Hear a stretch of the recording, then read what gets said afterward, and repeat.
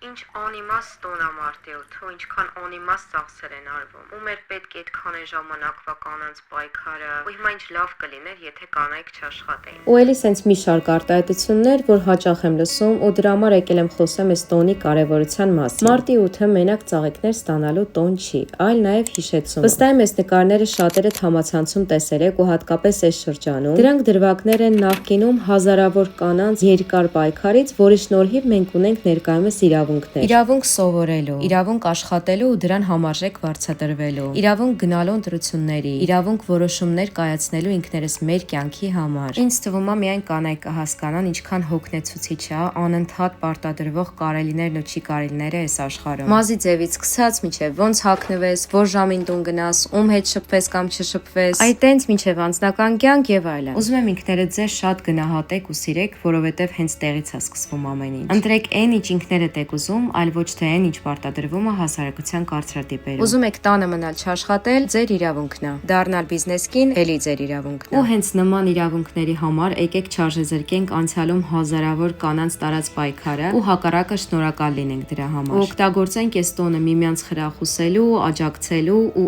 իրար տոնելու համար։ Շնորհավորում եմ բոլոր կանանց ու աղջիկների մարտի 8-ը, իսկ ես գնացի մայրիկիս ծաղիկներ նվիրելու ու միասին տոնելու ինքներս մեզ։